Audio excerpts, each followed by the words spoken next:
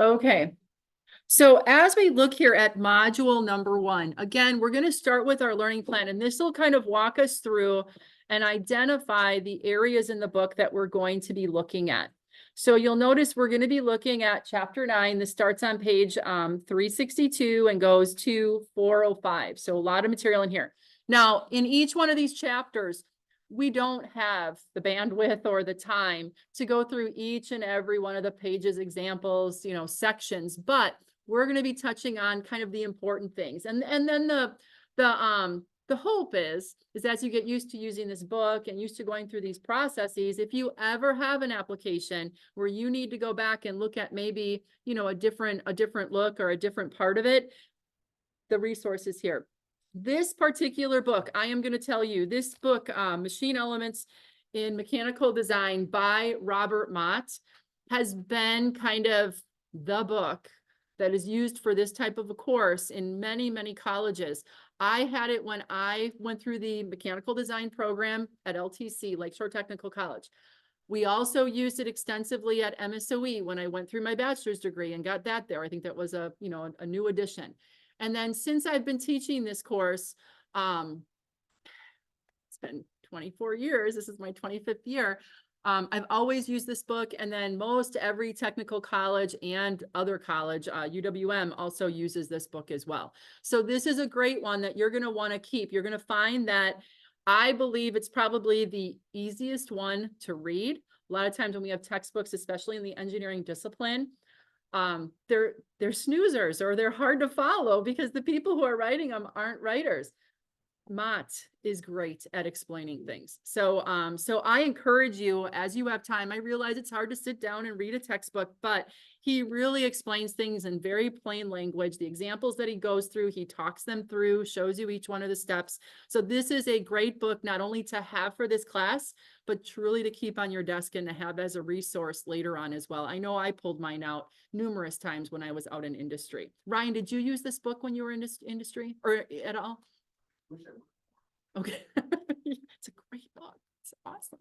Did they use it at MATC? Yeah. Yeah. Mm-hmm. Yeah. Yeah. Yeah.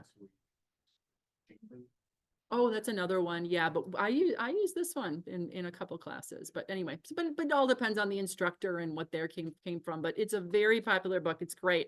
So so I think you're gonna like it. So as we start here, I say read, and I say read loosely because again, we're gonna use our PowerPoint presentations to kind of get through the material, and it's not gonna be each and every section, each and every page in the book. So you're gonna always want to have this available. But I'm going to be, working through the sections that you need to be responsible for. So I'm clicking on our PowerPoint presentation. Actually, let me go back just a second because I wanted to actually go through the learning plan before we go there. So there's your PowerPoint. Now down below here, when we do our assignment, we are going to be peeking in on the Browning Spur Gear catalog. Now this is not the entire catalog. I did print out some pages. I don't know, I think it's about 20 pages or so. And these are just pages from the Spur Gear catalog section. So we will be referencing this for some assignments that you do so that you get used to kind of putting your nose into a catalog and not always just the book stuff. The next thing that you'll see here on our learning plan is you want to view or attend live each one of our lectures pertaining to module number 1. When I record module number 1 recordings, I used to sprinkle them here in the learning plan, but instead of having them in multiple places, I am going to always put them in. Each one of our learning plans will have like session recordings that'll pertain to that module. So that's what the recordings will be for you, okay? And then you'll notice that the next thing is perform example problems during our class. So again, because of the nature of what we're going to be doing, utilizing spreadsheets, some of this is going to be taking screenshots. Some of it is going to be doing some maybe, manual calculations, but it's kind of proving to me that you went through the process, you're doing these practice problems, and you're kind of uploading your notes, if you would, for me that are going to mimic what I'm asking you to do. And then down here, and this is something you're going to want to do right now, download this spreadsheet. So if you wanted to bring your own laptop and download this, or if you want to do it while you're working on the computers here, they'll always be here if you want to re-reference this when you're not on campus. But this is going to be the Excel spreadsheet that we're going to be utilizing for the examples in our class, and then also the assignments. And then the last two items here are submitting practice problems. And again, we're going to talk that through as we do our lecture, and then also completing and submitting our first assignment. Never start the assignment until you've gone through our lectures and done the practice problems. The reason being is it'll be more efficient for you. There are things about the submissions or different things about how I want things to be handed in that I'll take points off on your assignment for, but you're going to be learning them during our lectures and handing in the practice problems. Okay. So always make sure you do them in that order. All right. I would hate for somebody to be like, I'm working ahead. I just want to get it done. I think I know what she wants. And then there's a whole bunch of things that you missed. Okay. And then you got to do it over again. So, so make sure that assignments, don't jump to those. I know it's tempting. I know it is, but be patient and let's do our learning activities before we get there. So I'm gonna re-click on my PowerPoint presentation, and we'll get into it. So in our chapter 9 here, there's a number of things that we're going to be going through. So we'll be talking about some of the objectives, but really what we're looking at here is finishing up in very simple language, finishing up that spur gear design. When we were back in kinematics, we determined what the number of teeth were, what the diametral pitch was, what the center distances were. We were looking at spatial relationships, and then also identifying like how fast we want it to go on the input, right? The pinion, to what we want that output to be on that gear side of things. But we never took into consideration forces. And we said that over and over again in kinematics. It's the first steps in the design process, and it truly is. But now we're going to take it from, all right, our kinematics, we're now going to be looking at these forces. And because there's forces that are going to be generated and transmitted, now we're also going to be dealing with the stresses. And then that speaks to what materials and what hardness levels and fatigue and things like that. So that's what we're doing. When we say we're finishing up the design, we're going to be kind of like making it concrete and real now. Okay, we're gonna make sure that it's going to operate in the way that we need to. So forces, torque, power, we're going to be talking about those things. Looking at the stresses that gears are going to see. They're going to see two main stresses. One is going to be the bending stress, and the other is going to be the contact or the pitting stress. Okay, those are the two. And those are what we're going to design for. Worst case scenarios all the time in design. Metallic gear materials. So we're going to be focusing on metal gears. There's so many different materials that you can make gears out of. So even like Ryan mentioned earlier, there's a lot of plastic gears and a lot of like other things. And there's a lot of advantages to that. But we've got, this amount of time. You can always expand out into those areas once you kind of get this, kind of the basics underneath you. So we're going to start with metallic gears here. We're going to be selecting gear materials based on what the stresses are there, and then also specifying hardness levels. So, so there's stuff here. There's a lot of material.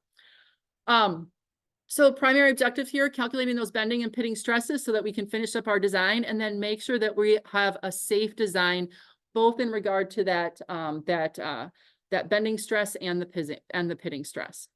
We're going to be going through a process. So there's steps in the design process that we're going to, start with, and then we're going to work all the way through. We're going to find that the spreadsheet that we're going to be using follows this process. Okay. And then over here, it says read through both lists on page 364. So I'm going to open up my book to page 364, and let's just kind of look at what we've got here. And I'll go underneath my camera. So in case you don't have your book today, make sure that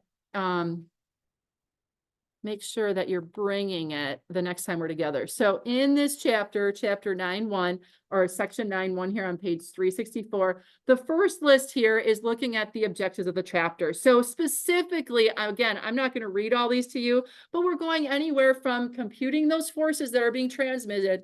We're going to be looking at them in terms of what type of stresses are they going to generate. And then we're going to kind of see, okay, what are some appropriate materials and sizing, considerations that we're going to have. And we're going to be looking at that through the lens of a design problem. Okay, so there's going to be, characteristics, variables that are going to be given to us, and we're going to have to design for them. Then over here on the second list, this is going to be the process that we're going to go through. And really it's like defining the goals of whatever your gear design is going to accomplish. Determine what those forces are is going to be the next thing. So the kinematics, remember, was those spatial relationships, and it was also the motion that was required. So what was the rotational speed on my input, or what is the motor going to bring me? And then what does my output have to be? Okay. Kinematics was that side. So we've got that already figured out, and that's the first part of this. Okay. And then now we're going to take it to, okay, what are those forces that are going to be generated?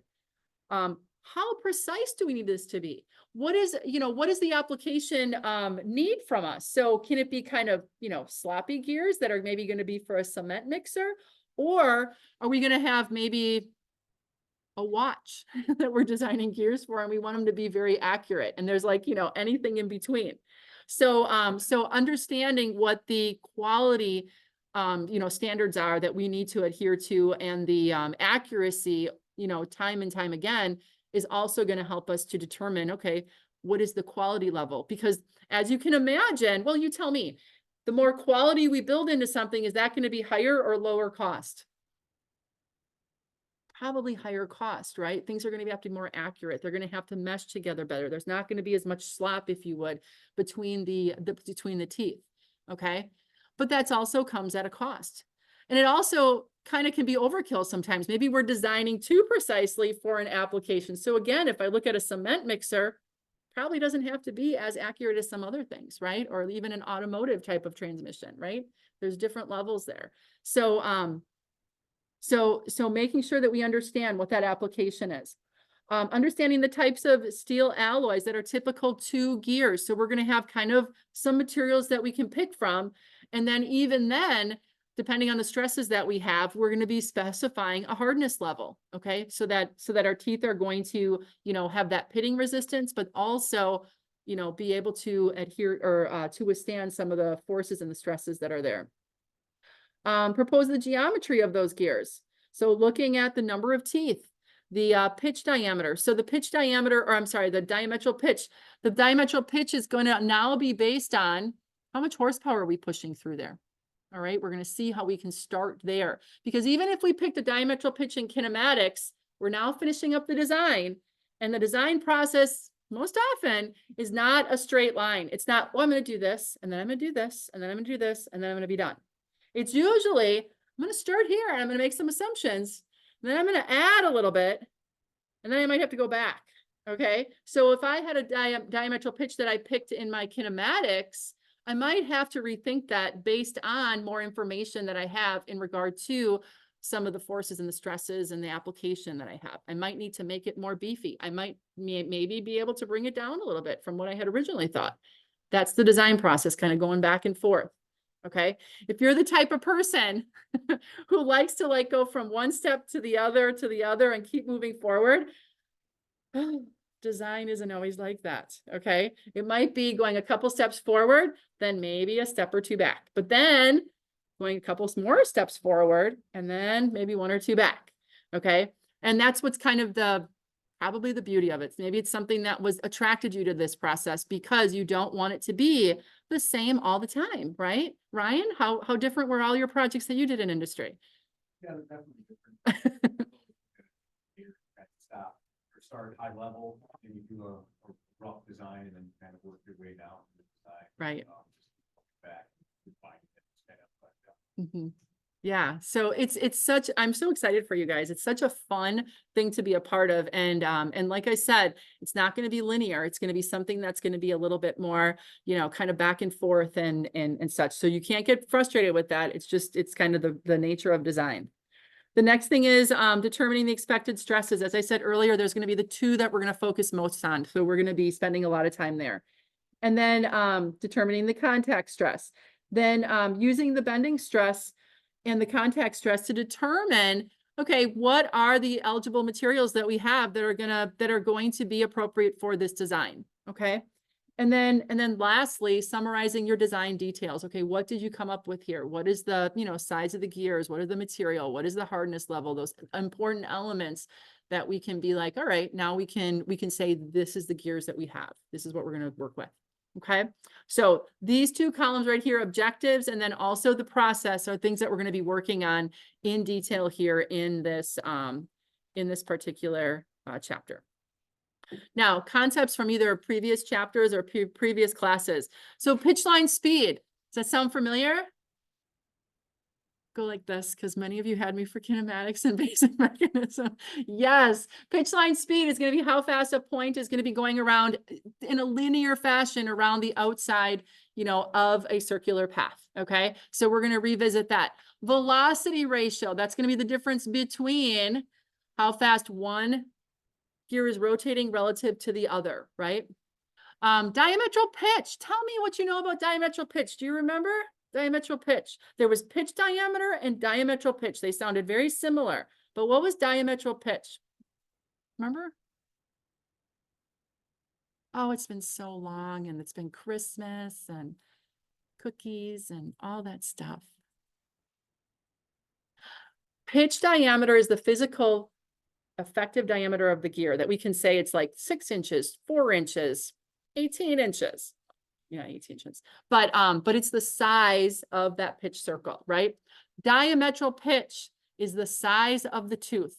Okay, so it's a number. So for instance, if I have a number 10 gear, that's the diametral pitch. If I have a number 8 gear, it's a diametral pitch. A number 8 gear will be bigger than a number 10 gear. Now we see a physical picture of this on a page. Oh, is it in this chapter? Shooties. It might be it's going to be the chapter previous is where it's going to be. Hold on. Because that's the kinematics of spur gears is chapter 8. Oh, shoots. I should have had this page marked. I'm sorry. I'll show you. This will look familiar to you guys. Here it is. Because we looked at something similar in kinematics when we looked at it. Okay. Right here. Do you guys remember this illustration-ish? So you'll notice that we have numbers corresponding. So the smaller the number, okay? So for instance, 64, that's a diametral pitch of 64. Look at how tiny those little teeth are, okay? And when we get into the numbers around the outside here, here's an 8, here's a 9, here's a 10. Notice that the smaller the number, I always say the bigger, the chunkier the tooth, okay? So we are going to be picking diametral pitches. Now those diametral pitches have to be the same for any type of a gear that we're going to have in mesh. So if we have a pinion attached to a motor, and then we've got a gear attached to a conveyor, okay, those two are going to be different size gears. There's going to be different number of teeth on each one of those. Usually the pinion is going to be smaller than the gear, but the size of the tooth has to be the same for them to mesh and to work properly. Okay, that's one of the elements that has to be the same. All right, so diametral pitch is the size of the tooth. Diametral pitch is the size of the tooth. Not to be confused with pitch diameter, okay? Tangential force, radial force, and normal force. Now they are listed here as previous chapters, mostly because in my previous life, we talked about them in another area. And you may have come across these values in terms of physics. Did any of you take physics yet? So you may have heard tangential force, radial force, those types of things. And they're going to be, when you have things that are spinning, a tangential force is going to be that force that's going to be perpendicular to the radius that's going to be in the direction of rotation. Okay, your radial force is always going to be pointing back towards the center of rotation. Okay, so those are things that you see. Oh, kinematics, we did it too, right? Yeah, we did that we did radials and tangentials in kinematics too. Normal forces are really just going to be the resultant of the tangential and that radial force. So we're going to find those as well. So they're kind of previous, but we'll be revisiting them. And then torque is here as well. So we'll be transmitting torque and calculating it so that we know what that is. Now, each one of these equations is listed here, and you're going to notice that these equations start And they're listed here, page 365. So if I go underneath and I go to page 365, in the first column, we've got pitch line speed, okay? Pitch line speed, if we need to reference it. Then we're gonna have velocity ratio, which we just looked at. And velocity ratio can be gotten, as you remember, any one of the combination of variables, but they have to be the same. So rotational speed, number of teeth, capital N, pitch diameters, or the radiuses of gears and pinions, okay? Gear ratio, diametral pitch, here's the equation for that. And then torque starts here, but it ends on page 367 at the very bottom here. 63,000 times power divided by rotational speed is down here, and we'll revisit that as well. So if you need a reference, you don't have to try to find them in those different areas. They're all here. Tangential speed or tangential force, tangential force. And then over at the top of the next column is radial and normal. All right. Now they're kind of here as a review, if you would, and we will be hitting them more and explaining them more as we, come across them. But know that they're at the beginning of the chapter here, kind of, all in one, a couple of pages, if you would. Oops. Now, let's talk about forces on gear teeth. So forces on gear teeth, this is something that we didn't include in basic mechanisms or kinematics. We always said, we're not interested in forces here in kinematics. That's like, down the line in the design. We were starting the design there, and now we're going to continue on. So now we're ready to start looking at those. So let's identify and point out the relationship between tangential, radial, normal, and pressure angle. And at the bottom of page 365, there's a really nice illustration of a gear tooth. Let's see.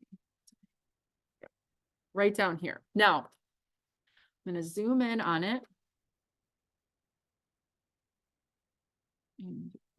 Okay, so you'll notice here that we have one gear tooth. This center line, this is called the pitch circle. So if we would find what the diameter of that pitch circle would be, that would be the pitch diameter. That is the point at which we would have engagement from one gear tooth coming down in here, engaged with the other gear tooth. You'll notice on that point right here is where we have these three forces coming together, okay? And the resultant, or the force that's coming in right here, this is called the normal force, okay? This is the total force that's being transmitted from one gear to the next, okay? Now, because it's coming in at an angle, you'll notice that it has a vertical and a horizontal component, okay? The horizontal component is the tangential speed, or the tangential force, okay? The tangential force is going to be in the x-axis, and it would be perpendicular. So there would be a 90-degree angle here, perpendicular to the radius back to the rotation, the center of rotation for this gear, okay? Now, the other force, the vertical component, is called the radial force, the radial force. Now, the radial force is always going to go from the point of contact and point down towards the center of rotation, always. So it depends on what gear I'm on. If I'm on the pinion, it points back to the center of the pinion. If I'm on the gear, it's going to point back to the center of the gear. Okay. Now, angle. What do you think that angle is? What do you think that represents? It is the pressure angle. Yes, it is the pressure angle. Now, there are three pressure angles that we have open to us. There is 14.5, 20, and 25. Which one don't we design for? New designs. Which one? Do you remember what we talked about? It was the 14.5. We don't do 14.5. So what's the one we usually start with? Kind of like run-of-the-mill type of applications. It's the 20. And which one is for big, chunky applications? 25, right? That one's left. Okay. Now, why each one of those? Okay. Well, let's look at the geometry here, or the trig, if you would. So as we look here, here's our resultant force coming in. That's the normal force, the total force that's being generated. Each one of these then is going to create our X and Y components. Now, I'm going to draw this a little more shallow to what it is, okay? Let's say I had the very same force, okay? But it was more shallow. It was 14.5 pressure angle, right? What happens to my X component when I make a more shallow degree, or a more shallow pressure angle? My tangential force has to increase, right? You'll notice that it would get longer here, right? It would increase in magnitude, okay? Now, that tangential force is going to be the force that we're most interested in for the two stresses that we design for, the worst case scenarios. One is bending stress, okay? You can see here that if I push in the direction of this force horizontally, it's going to want to move this over, right? It's kind of like a cantilever beam. The only support that this tooth has is down here at the root. And what is a typical failure on a gear? You shear those off, right? These come off. So 14.5 pressure angles they were finding were inducing higher tangential forces, and they were more susceptible to failures by shearing off or bending those teeth over. Okay, so those came out of. Now, if they're out there, okay, they're floating around out there in the world. So if there is a for instance, like a service that you have to do on something, or if you have to replace a gear, you can still replace them and make them 14.5, but new designs should not incorporate 14.5 degree pressure angles, okay? So when they got rid of the 14.5, then now only 20s are, are where we're gonna start. So that's more typical of what we see right here. Now, in the opposite direction, if we increase this by 5 degrees, and maybe this is exaggerated, what happens here? So if my normal force is going to be now 25 degrees, what happens to my tangential force? It gets less, right? What happens to my radial force? It gets more. Now, the radial force is another one to look at here. Although it's not one that we use for determining worst case scenarios, but what it does do is it pushes down into the material, which is where we have like meat, if you would, to take whatever force this is. Okay. So by pushing more down through that radial, when we have a 25 degree pressure angle, you can see why it would be appropriate for those bigger, chunkier, more volatile applications that we would expect, right? Okay, so 25s are for those. 20s are for, like I said, kind of usually we're starting with 20s. That's like middle of the road, but 14.5s only for service and not for any type of new design. Okay, makes sense? There you have it. Pressure angles. Okay. Any questions on that?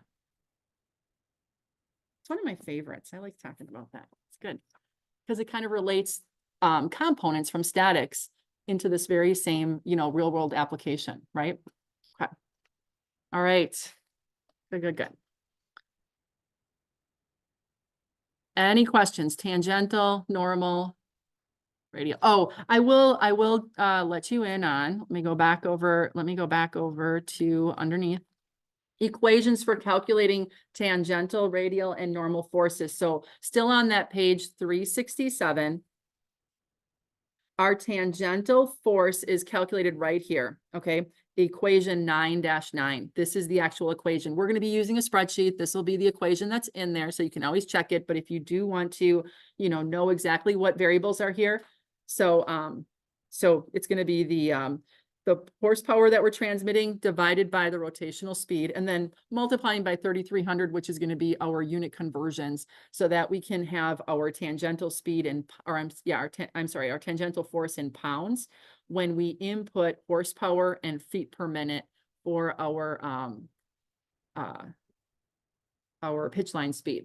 And then once we know what our tangential force is through trig, we can find our radial force using the tangent function, and then that pressure angle, and then the normal force using the cosine function, okay? Or Pythagorean's theorem at that point too, all right? So those equations are there for you for calculating. From that, can you calculate the torque through that gear? Yes, the torque through the gear is right down here. It's actually right below it. I didn't mention it because it wasn't on my PowerPoint, but there it is, yeah. So that's all dependent on the rotational speed and the horsepower. Yep, we'll see that. Any other questions? Good. What's really cool about this class is we start to see those bits and pieces that we have been, learning in different classes, in physics, in kinematics, in statics, okay, in strength of materials, and now they're coming to life, which is really cool. All right, so forces, torque, and power and gearing. So power transmission, this is going to be the application of torque during the rotation of a given speed. So the torque equation that we just looked at is at the bottom of page 367 in that first column. So tangential forces are going to be exerted on that pinion tooth and on the gear. So because of Newton's law, for every action, there's an equal and opposite reaction. If I calculate a tangential force on my pinion, it has to be the same on my gear. Now they can be rotating at different revolutions, but the force that's being generated, those have to be equal, right?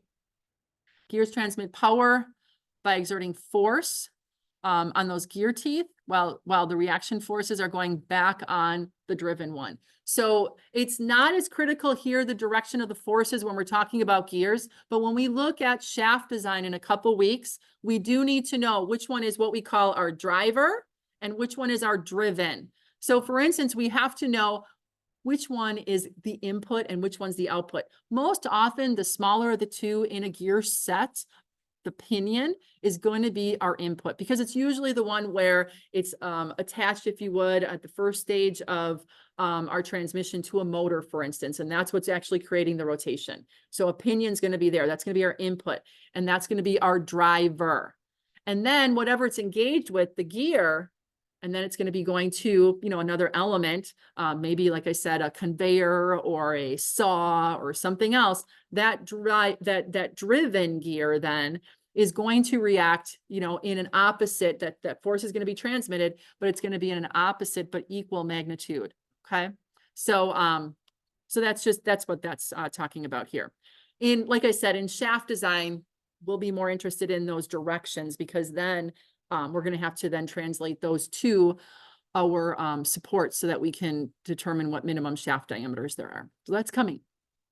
So in this case, on figure 9.2, you're going to notice that we can kind of show here a typical configuration. So I've already mentioned many times, a motor is going to be your ultimate input. Like we're gonna have a motor that's going to create rotational speed. And then what's going to happen is we're going to have a shaft coming out of here, for which we're going to have, in this case, a gear mounted to the end. Now, there can be other types of, elements that go out here. We could have a chain, we could have a V-belt, we could have, all sorts of things. But because we're focusing on gears in this chapter, we have a gear mounted there. Okay. Now, this gear is then an engagement with another gear. Now, because the input of the power is coming through this smaller gear, this is going to be our driver, and then it's also the smaller gear of the two that are engagement. So we call that a pinion, okay, which you're familiar with that vocabulary. So our pinion driver, and then our gear is going to be down here, and it's going to be the driven gear in this set, which then is going to be attached to a shaft that is then going to drive the roller of the driven machine. So this is kind of our perspective view. And then over on the right-hand side, we're looking kind of straight down. So here's the power coming in. Here's our pinion. It's going to be engaged with the gear, and then it's transmitting that power and rotational speed, out. So we come in and then go out. That's going to be our power flow, if you would. Not in this chapter, but later on, right, Ryan? Yeah, I think we look at it in keys, seals, couplings, that kind of thing. Yeah. So a little bit later. So many things we get to do in here. It's so good. Yeah. And then we can kind of see where our forces are acting here as we have a pinion and a gear and engagement. So as we look here, you're going to notice that if we have our pinion going in a clockwise direction, whenever we have another gear in engagement, that gear is going to go in the opposite direction. If we need our input and output to go in the same direction, what do?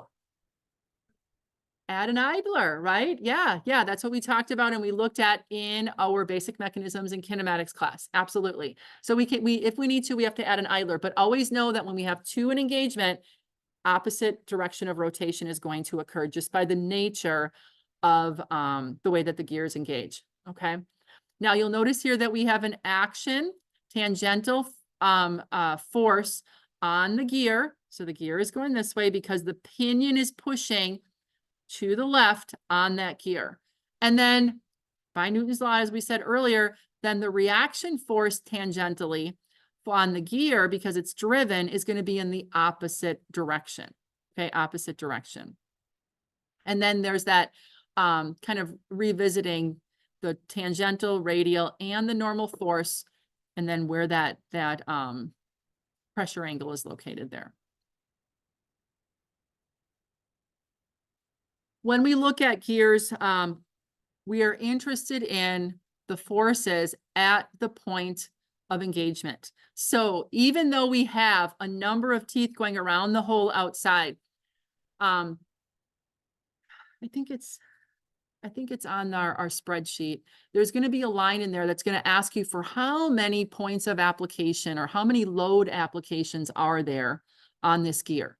You could have a pinion over here, a pinion over here, a pinion over here. You could have multiple places where you have engagement. Then you would have multiple applications of a load. But when you just have one pinion in engagement with one gear, there's one load application. Even though you have all of these teeth where the loads go through, at any given time, only one tooth is engaged on a given gear. Does that make sense to everybody? So one load application, and it would be at the point of engagement. Now, those forces that we can calculate, radial and tangential, those are going to be the forces then as we look at the shaft, how it's going to support the reactions at, for instance, where bearings are going to be. So later on when we do shaft design, we will be interested in the direction of these radial and tangential forces. They're going to be very important so that we can accurately calculate the reactions that are going to need to occur at each one of these places where we're supporting that particular shaft. So let's look at kind of the start of the gear design and utilizing our Excel spreadsheet by going through example 9.1. Okay, example 9.1. So what you're going to want to do is you're going to want to pull up that spreadsheet that I had you download. So let's go back to exactly where it's at. So in case you haven't done that yet, in our learning plan, you're going to want to download the Spur Gear Design Excel spreadsheet. So I'm going to download mine here. It's going to go to my downloads folder, and I'm simply going to open it up. Before we get into the example, you're going to want to enable editing if that's on for you. And now what you're going to want to do is you're going to want to save it. So if you happen to be on WCTC's computer right now, you're going to want to put in a jump drive and save it, or save it to your OneDrive, okay, on the network. Or if you're on a laptop, you can save it wherever you want, okay, just where you can recall it. Now, if you don't have a jump drive, or you for some reason, don't save it and you're, off campus, you can always go back to downloading it from that learning plan, okay? Now, as we look here at this spreadsheet, does everybody have it up? Did everybody get it up? Or I'll wait for a second. Up, okay, cool. You'll notice over on the left-hand side, it has a procedure, okay? So we're going to be filling in all the areas that are blue. We're going to be analyzing the green. And then at the very bottom, we're going to be specifying material and heat treat. For this example, we won't be getting quite that far, but if we did a full blown, which we will through this process, you would work all the way through the bottom. Now, when I say fill in the blue, you'll notice that we have this column C here. If I click on C11, okay, over on the left-hand side of C11, that's going to be the variable name and like symbol or letter. So in this case, we have input power, capital P, okay? And over on the right-hand side of that cell that I'm in, you'll notice those are the units. So what we're going to do is we're going to fill anything in that is blue, okay? And then wherever the green is, if you click there, you're going to notice that there is, that's a programmed cell. Okay. So, so what we're going to do is we're going to fill in the blues, and then we should see these green cells start to populate with actual numbers. Okay. Now, in the event, if you end up deleting something and you need to get back to the original, just know you can always re-download from the learning plan. Okay. Not a big deal.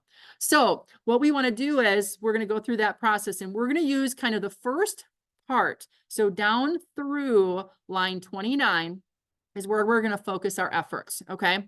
So I'm going to go back underneath. Let's see. I'm going to do this over here underneath my camera, and we're going to go over to page 368. Okay. Page 368. And this is example problem 9.1. Okay. Now it says here that we have a pair of spur gears. They're 20-degree pressure angle, and our spreadsheet is written for 20-degree pressure angle, just so you know. It's not 25, it's not 14.5. Okay. And that's going to be the problems that we're going to be working here. So 20-degree pressure angle, full depth, involute tooth, transmitting 30 horsepower. Okay. The pinion is mounted on a jack shaft assembly that is directly coupled to a shaft of an electric motor operating at 600 RPMs. Right. And then it's showing us this in figure 9.2a. So it's going to be, you know, something like this.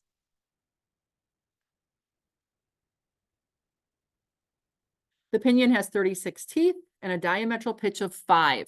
Okay, so remember, diametral pitch is the size of that tooth, and there's going to be 36 on that pinion. The gear has 60 teeth. So what is its diametral pitch? 5, right? Remember, those are meshing together, so they have to be the same. Good. And it's mounted to the jack shaft assembly that is directly coupled to the output roller. So now what we want to do, the output roller is part of a driven machine. We want to compute the following. And then here's our list of things. Now, for this example, we're gonna see how much of the spreadsheet that we can actually use. You're gonna notice that they have, you know, all of these worked out by hand, which is great. All right.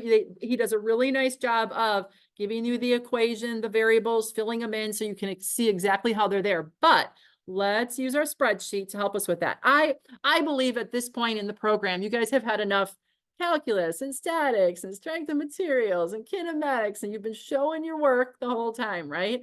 So in here, we're going to start using some of these Excel spreadsheets to automate some of this. Now, depending on who you had for computer programming, some of these things are going to come up that if you had me, they're going to look familiar. We didn't do a gear one, but we did, I think it was a chain drive one. That'll be coming up, something similar to that. But if you had the previous instructors, some of these might, you know, look familiar to you as well. And you can always use those, you know, calculators that you created. But these I have written to go along with the typical problems that we see here in this book. Okay. So, so I don't mind if you improve upon the spreadsheets if you want to. Okay. So let's look. We want to calculate the velocity ratio of this pair. Okay. We want to get the rotational speed of the gear, right? We want to know what the pitch diameter is of both the pinion and the gear. We want to know what the center distance is, the pitch line speed of both the pinion and the gear. We want to find the torque. We also want to determine the tangential force on each one of the gears, the radial force on each one of the gears, and the normal force on each one of the gears. Okay. So let's look at our spreadsheet and let's kind of fill in first what we can and then see which ones we can actually do on our spreadsheet or identify in our spreadsheet, or if we have to calculate anything on the side. Now, just so you know, this is going to be one of the practice problems that you're going to be handing in for me, but it's going to be after we fill in the information in our spreadsheet. We're going to take a screenshot. Okay. Just so that you know. So power, as we look here, what is the horsepower that is being, you know, generated in this design? 30, right. Our problem statement says 30. So you're just going to put 30 in the middle, hit enter, and just make sure that your units are the same. Horsepower is exactly that. It says input rotational speed here, or input speed. This is going to be on the pinion, and the pinion is attached to the shaft coming out of the motor. So how fast is that motor going RPM wise? 600. Perfect. Yep. Diametral pitch. 5. Good. Good. Number of teeth on the pinion. So in this book, capital N is going to be number of teeth. lowercase n is going to be rotational speed. Okay, just so that you know. So capital N here, number of teeth on the pinion. Did it tell us? 36, yeah. I'm going to be putting that in. And then desired output speed. Ugh, that's lowercase n. We don't know what that is, do we? We don't. That's okay, but let's cooch over. Remember, this is a spreadsheet, you know, sometimes it's written for certain things. This one's a little different.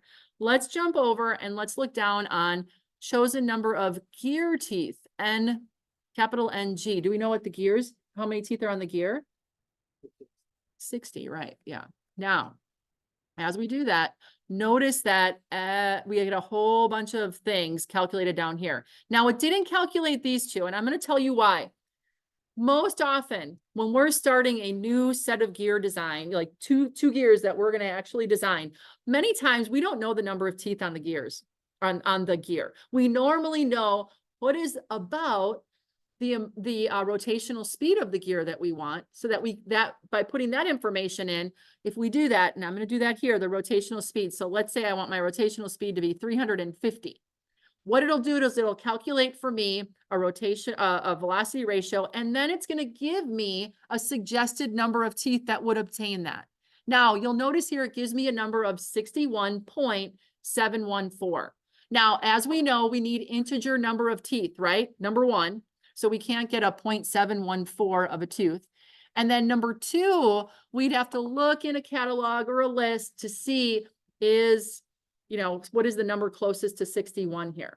So typically this desired output speed, you'll be given a range, and that's going to actually mimic one of the examples that you end up doing for your homework. Okay. But in this case, it didn't give us that. It actually said, it told us what the size of the teeth was, and we could put that in right down here. So once you know what your computed is, you can then put in the chosen from a catalog list, for instance. Okay. Because not every number of teeth is going to be made for every diametral pitch, as we saw back in kinematics or basic mechanisms. Okay.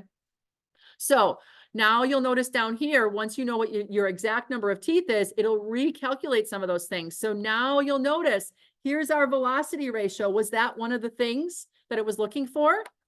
Yeah. So if I go over to column E, all right, which letter does the velocity ratio correspond to?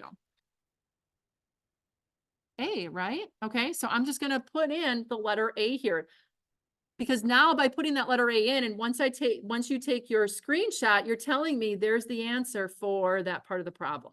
Okay. The next line that we have here, actual output speed. Now, notice that it is N, lowercase n, with a G. So that means it's for the gear. Was it asking for the rotational speed of the gear? Yes, it was, right? So that's B. So you're going to put B for that one. Gear ratio. That's actually the same velocity ratio and the gear ratio. So that's going to be A again. Oopsie. Okay. Pitch diameter of the pinion, pitch diameter of the gear. That looks like which letter? C. Yep. Pitch diameter. Oh, I'm sorry. That's C as well. All right. Center distance. Center distance, something that's required of us? D. Yep. Okay. Now, for your homework as well, it's one thing to do the spreadsheet, but I want to make sure that you know and understand where you're going to find the answers for the problem or for the questions that the problem is asking. So you're going to be doing your notes and your identification of where the answers are in this very same fashion for assignments, but you're going to be putting this here now for your practice problem. Pitch line velocity, was that one required? E, right? Good. And transmitted load, WT. WT, this is our tangential force. Is that one given? G, yeah. Okay. Now, which ones did we skip?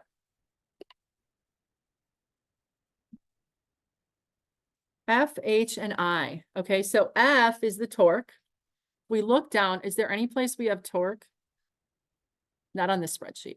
Okay, so that's going to be one that we're going to do on the side, and we're going to manually calculate that. What about H? Is radial force on here? No, you won't find it. Why don't you think radial force is on here? Did you catch why maybe it's not? What's our problem force? What's the one that causes the issues?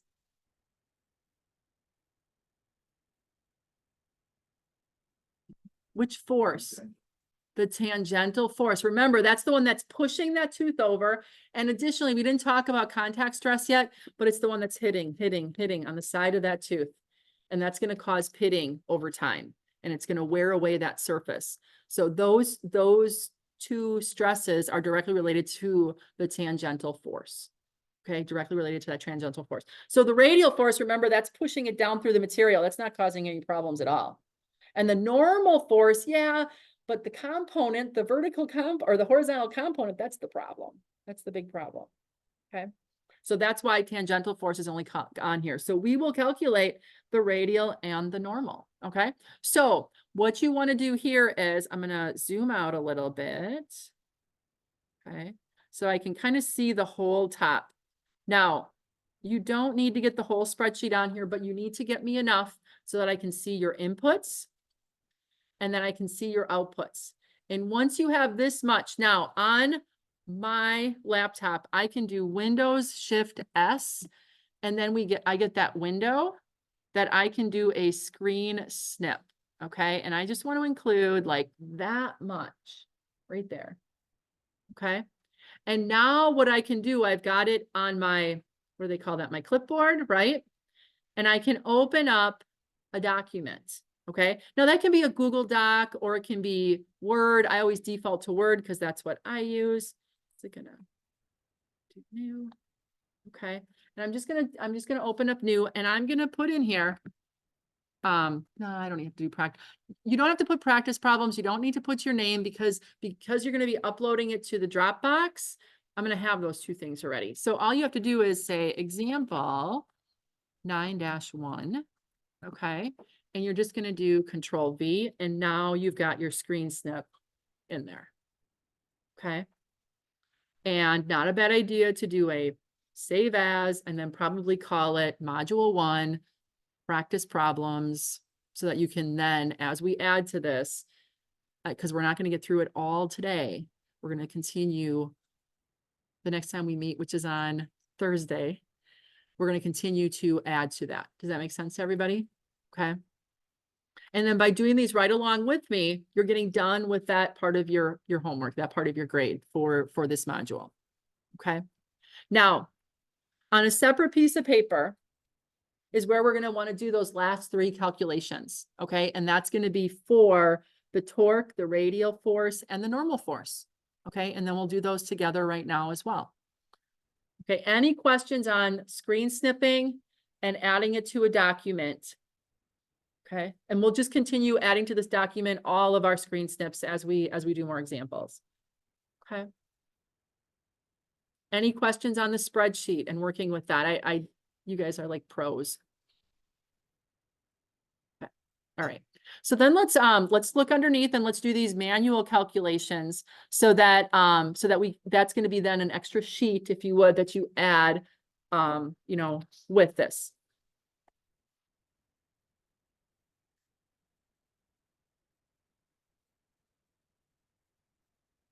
So if I go underneath here, just going to simply call this example 9-1, and that's all you have to put. You don't have to write anything out. Again, you don't have to, put a header on this or put your name on it because it'll be part of your submission.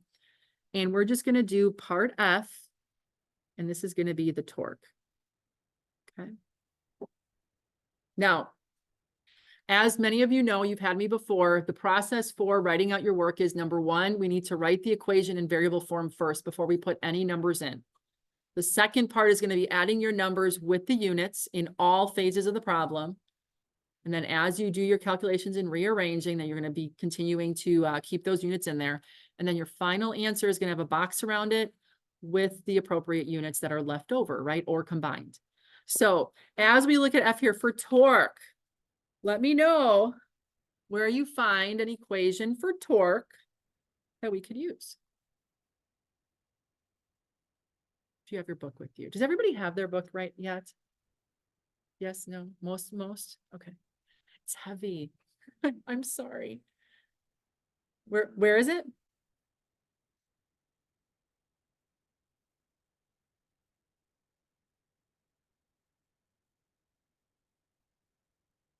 Yep. So where do you find it? What page do you find it on? In your book? Is it on 365? No. 367, right? 367 down at the bottom of the column. Down at the bottom of the column here. Now, the reason we have the 63,000 is so that when we put our units in here, our power can be in horsepower, our rotational speed, W, can be in RPMs, and the 63,000 takes care of our conversions. Do you see that? Okay, that's what the 63,000 is there for. And then the torque is going to come out and be pound inches. So we won't see units cancel here, but we have to use the 63,000. We have to put our power in horsepower, and we have to put our rotational speed in RPMs. Okay. So the 63,000 is like a factor, a conversion factor to make sure that we get the appropriate units. So we're going to do torque is equal to, see, rotate this. Torque is equal to, it's going to be 63,000 times our power over our rotational speed. And I am going to put over on the right-hand side where P has to equal RPMs, N has to equal, no, I'm so sorry. Sorry. P has to equal horsepower, N is RPMs. Horsepower, RPMs, and then our T, our torque, is going to come out to be pound inches. Okay. And the 63,000 takes care of that conversion for us. So we won't get cancellation of units here, but we have to put them in all phases of the problem. So if we look here, this is going to be T is equal to 63,000 times our power value. Was that 30? Is that right? 30. And you're going to put HP, horsepower, in back of it. Whoops. And then N, remember that has to be our rotational speed. Now, we're going to be calculating this once for our pinion and once for our gear. So notice that it asks you for the torque on the pinion. So right now we're going to do pinion. So that's going to be our input. So what is the rotational speed of our pinion? 600 what? RPM. Good. And that's the units we need to use in order to use that 63,000. So here we're not going to see any cancellations, right?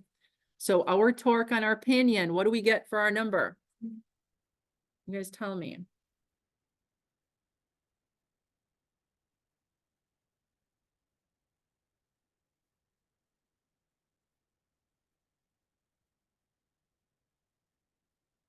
And what are my units?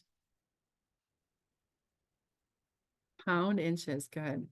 Anybody else get 3150?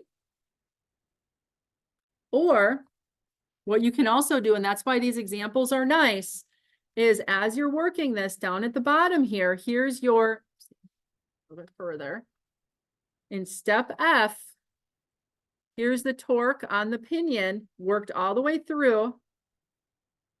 And you're going to notice it has 3150. Now, they kind of wrote everything out, and their conversions might not be rounded to 63,000, but your number is exactly what I got. I got 3150. With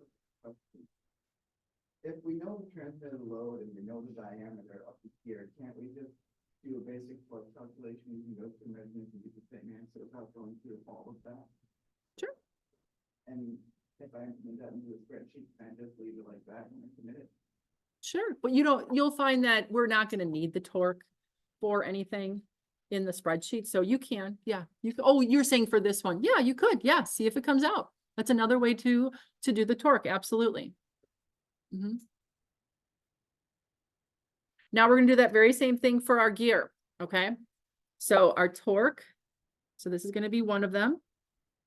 Our torque on our gear is going to be equal to 63,000 times the power divided by the rotational speed, but we have to be on the gear this time. So here it's going to be 63,000 times the power. It's still going to be 30. The assumption in this chapter and the way that we're doing this, and this is a valid assumption in many cases, is that the loss of power that's seen is negligible in these designs. Okay. So we are always going to assume that the horsepower remains exactly the same from the input all the way to the output. So whether we're on the pinion or the gear, the horsepower will remain the same. Okay. And then how fast is our gear going? What is it? 360, right. Now it didn't give us that, but from our spreadsheet, it calculated it based on the number of teeth. So in cell C23, you're going to notice that's the 360. So that's what we're going to put there, 360, and then make sure you put your units in RPMs. Okay. And then you're going to get your torque on your gear. Yeah, if anybody wants to add these cells to the spreadsheet, feel free to do so. Yeah, no problem. What do we get for our number for our gear?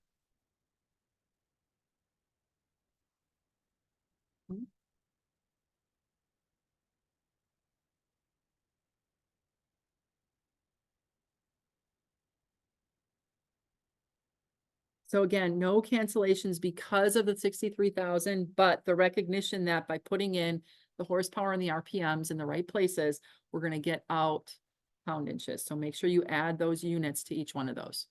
Okay.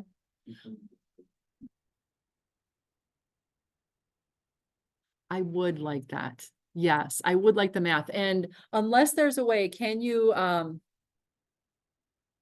if you could capture the expansion of the file, you know what I mean? Like that I could see that cell has the right things. You know what I mean? Because you could also just put TP and then just like put in the 3350. You would have to have a way to show me that you program the cells. Does that make sense? Write the formula in the cell next to it and put it as a string. So just apostrophe and then write out my equation.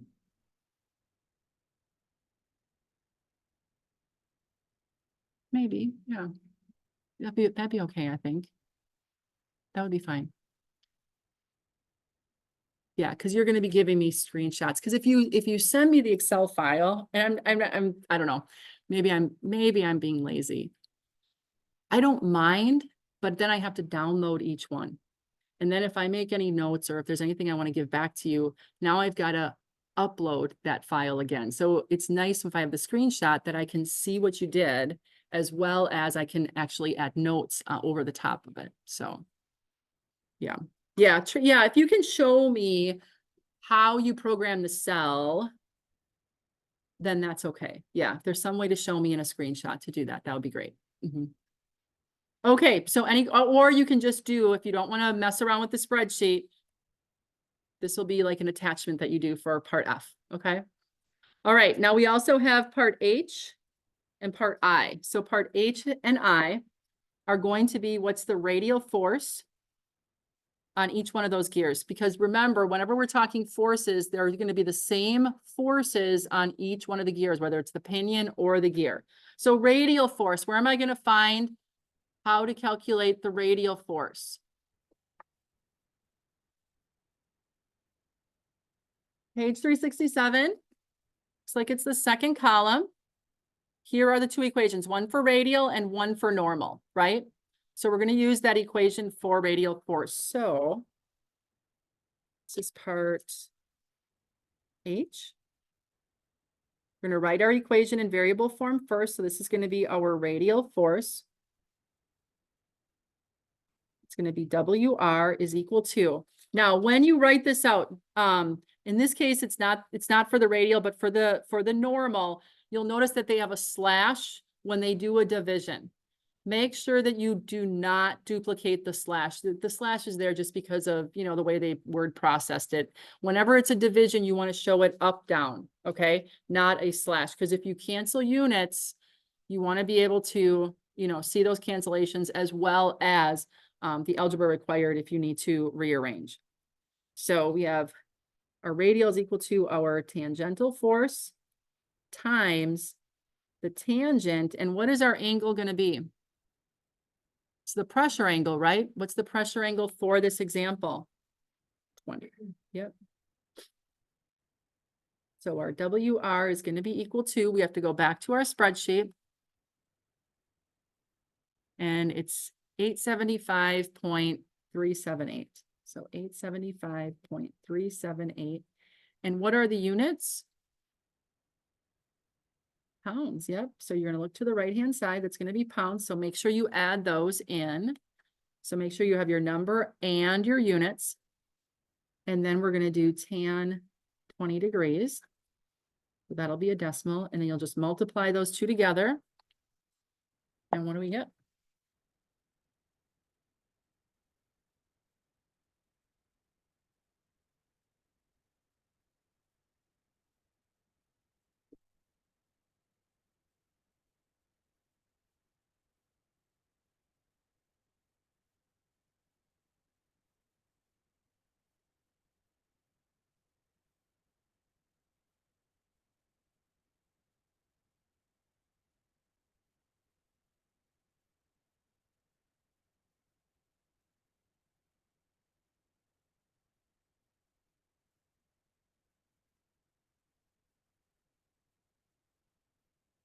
Mm-hmm. 318.6. I get 0.6. The book also agrees with that. So yes, 18.6. Also a reminder, when you're writing work out, make sure that you do it in pencil, erase, and you know, kind of neatly show me. If I can't read your writing, then I can't give you points. Okay. And for practice problems, if I can't read your writing, then it goes it's either a 10 or a 0. Okay. So make sure that it's legible. And then our units are going to be pounds, right? And then put a box around your answer. Let me know that you're answering the question by putting a box around it. Okay. All right. And then I is going to be the normal force, right? Let me try to sneak it in at the bottom here. Our normal force. So the equation for normal force was right down below our radial force on that previous page. So equation 912.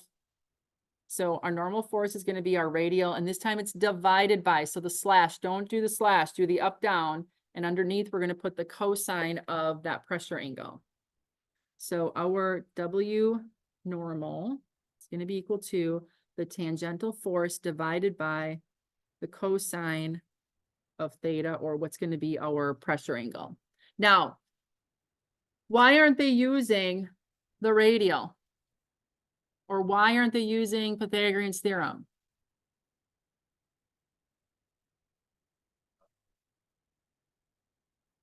Yeah, and even though our tangential is technically calculated, it's the least calculated, right? Because our radial was dependent on our tangential. So if there was any issue, you know, potentially it could corrupt our data. Okay, so that's why they're using it. But if you do, you know, do it in a little bit different format, that's okay too, as long as you're super confident on your values. So our WT was 875.378 pounds. Make sure you add your units in every phase of the problem, divided by the cosine of 20 degrees. Okay, so our WN, our normal force,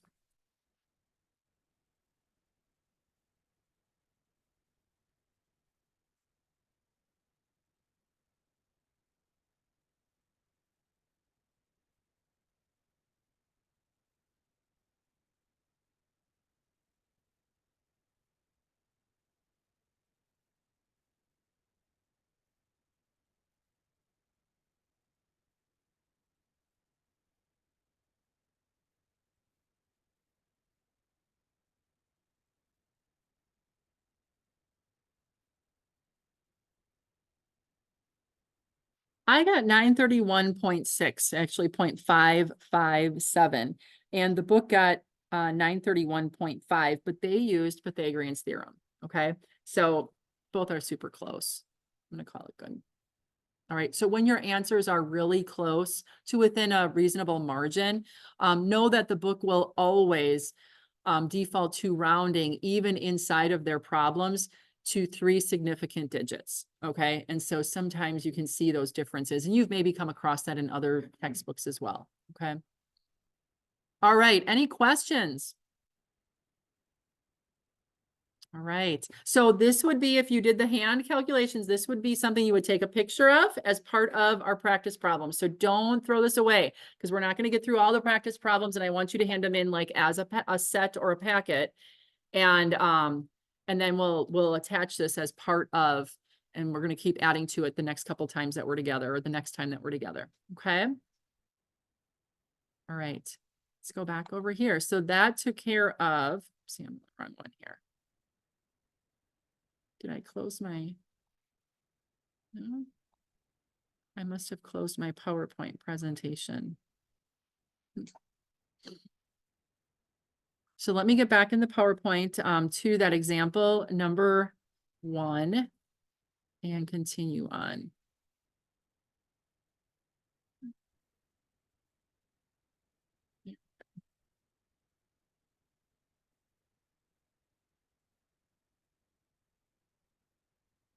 I think here's that example. Okay. So any questions at all on example 1, using the spreadsheet, writing out, taking your screenshot, kind of saving them for our practice problems? Okay. All right. So now let's start looking at stresses. Okay. Stresses on gears. Now we've already mentioned this a couple times. There are 2 stresses that we are going to design for, and those 2 stresses are called bending stress and contact or pitting stress. Okay. So bending stress is when a gear tooth acts like a cantilever beam in resisting the force that's going to be exerted on it by that mating tooth. And the force that we're most interested in that causes this, you know, the most is going to be that tangential force, that horizontal force that's perpendicular to the radius, that X component of the normal force. Okay. Now, we're going to have to compare it, whatever we compute for our application, compare it to allowable values. All right. So we'll go through that process. The other stress, as I mentioned earlier, is going to be the pitting, or sometimes referred to as contact stress. And this is going to be the hitting. So as we go from one tooth to the next, it's going to be like hitting that next tooth, and in gears we can usually hear that if they're not made, you know, really nice and accurate, or in the case of spur gears, they're usually louder than you know, gears that are like helical gears, where they're coming in at an angle, where they're kind of, you know, kind of coming in and out, and there's no like hitting. But on spur gears, there definitely is. So there is going to be a contact stress on that surface that we have to be aware of. Contact stress is usually the one that dictates to the design. That's what we're going to find in the examples that we do. Okay. Bending stress, we always have to check it. We always have to be sure it's there, but pitting stress is usually the first failure, okay, of gears. And it's usually going to have the highest amount of stress.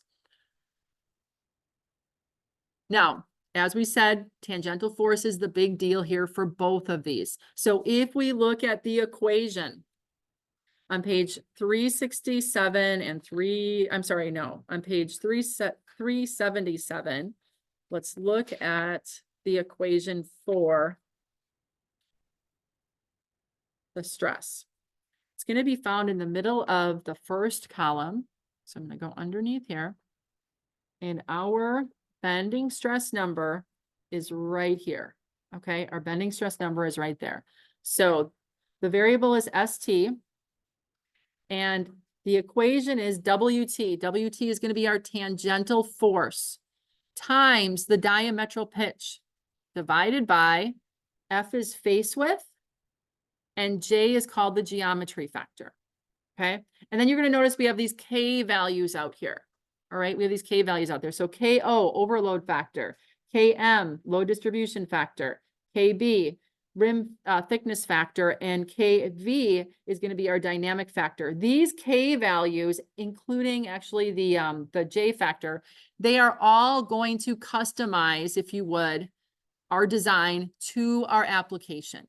All right. Each one of these values, we're either going to be reading off of a chart or reading off of a diagram. okay, and finding a number for it based on the conditions that we have present in the design state or in the problem statement that we have, okay? When you're out in industry and you're designing, okay, you're going to know more about kind of the application and what the ins and outs are. What's the environment that it's going to be in? What is the output machine that it's intended for? What is the input that you're going to be getting? What are the chances of jamming up or having a shock load? Okay, that's what these factors are kind of answering for us or helping to customize, if you would, that design. So we'll be looking at each one of those. But as we look here, notice where WT is. It's in the numerator of this equation, right? So what does that tell us about WT? As it goes up, what's going to happen to the stress? It's also going to go up, right? It's proportional to. It's proportional to. Our diametral pitch. Our diametral pitch. Now, diametral pitch, that's the size of the tooth. What do we know about diametral pitch? So the size of the tooth gets larger or smaller as the number gets larger. Smaller. It gets smaller. So the larger this number, the higher the stress, which makes sense, right? That it's in the numerator, right? Now, face width, okay? Face width. We've talked about this, and I believe in kinematics, we would have hit this. So face width is going to be, how wide is that tooth? What is that contact line that we end up generating? Okay. Notice that it's in the denominator of this equation. So what does that mean it's going to do to stress? So the more face width we have, the wider that we distribute that load over a line, that force over a line, the lower the stress. Makes sense, right? Yeah. Okay. So being in the denominator brings that down. So the wider we can make those teeth, we help our stress, right? We help our stress. And then I know we don't know anything just yet about geometry factors and then all the K values. But like I said earlier, those kind of customize the design to us. So when we look at geometry factor, we're going to be looking at the ratio of the number of teeth on our pinion to the number of teeth on our gear and so on. So that'll be in here as well. But our three main ones are going to be that tangential force, the size of the teeth, and that face width. Okay, those are the big deals. So when our stress is high, what do you think we do? We get down to the bottom of the spreadsheet. You're going to find that the bottom of their spreadsheet is going to be our stress. Then we're going to go and we're going to compare that stress to allowable stress. And if it's too high, and a lot of times it can be, what are some things that we can kind of think about changing, looking at this equation and really focusing on those three values? Wider gears, a smaller number for the diametral pitch, because then our teeth get chunkier, right? They get chunkier. And so they're bigger, chunkier, they can take more stress. Absolutely. Those are going to be the two areas. Now, face width, we can't always control unless we're making the gears. And a lot of times we're buying those gears, right? So, so for instance, like a Browning spur gear catalog for a diametral pitch of 20, it has a standard face width of 1/2. So if we change from a 20 to, for instance, a 16, okay, notice that we just got our teeth we just got our teeth, and they're going to be bigger compared to 20, and our face width just got wider as well. So if we are desiring, bigger, chunkier teeth, along with it, your face width is going to increase as well, with that anticipation that you're probably using it for, higher expectations, if you would. Okay. And so we're going to be utilizing, we can't just randomly pull, face width, because we're going to be looking at vendor catalogs, for specifying our gears. Okay. And then speaking, now that I have this down here for us, you'll notice that as we look at the number of teeth here, we know that they need to be integer, but they don't make every number of teeth. So you'll notice here, it goes from 12 to 14, 15, 16, then 18, then 20. So that's why once you get to that point, even in kinematic design, like that kinematic side of things, you can't be like, oh, I'm going to do 17 teeth. Because in this case, if I'm doing a 16 pitch, a diametral pitch gear, Browning's not making 17. All right. I've got to either pick 16 or 18. All right. So you always want to have like, what are my options in front of me as I'm doing my design? Okay. And that's going to be part of what we end up doing for our assignment as well. When we go to, for instance, diametral pitch of 12. So these teeth just got bigger and wider. And then now here too, number of teeth.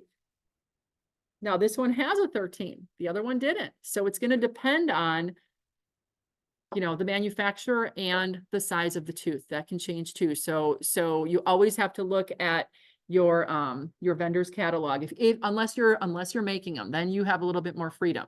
Okay.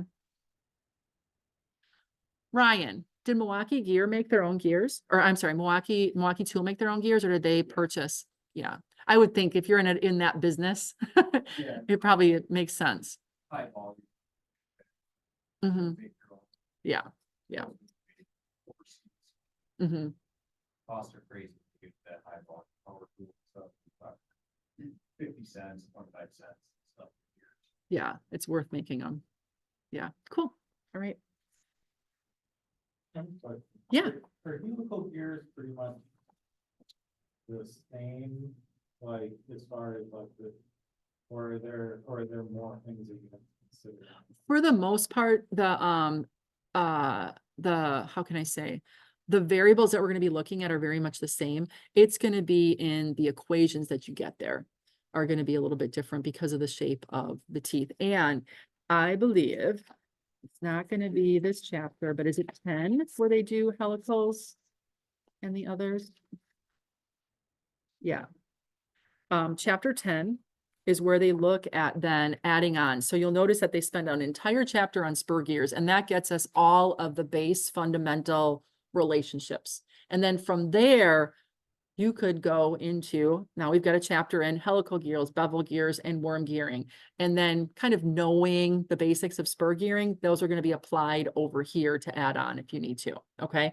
And that's another reason to hang on to this book, because we're going to be covering a lot in this book, but we're not covering everything, and it's a great book. Okay. So it's a really nice resource. So yeah. But the fundamentals are the same. Those relationships of the number of teeth and the calculating diametral pitches and all that kind of stuff is going to be very similar in nature. Mm-hmm. Other questions? Okay. All right. So let me get back to my PowerPoint, see where we're at. So we talked about the bending stress and then how that diametral pitch actually affects it. We talked about face width. Again, I'm not going to go into too much on geometry factor because we'll do that in the example we're going to be looking at. And then these extra K factors, overload, size factor, are all speaking to the specific application. Load distribution factor, KM, rim thickness. Again, we're going to be getting into that as we do this very example, problem 9.3, example problem 9.3. Since I've been talking for a little while, and we haven't had a chance to kind of get up and walk around a little bit, this is a good place to just take a quick break, but then we'll come back and we'll start example 9.3. Okay. So right now it's 2:37. So why don't we re-adjourn at 10 till? Okay. Is that enough time? 12 minutes. Stop sharing.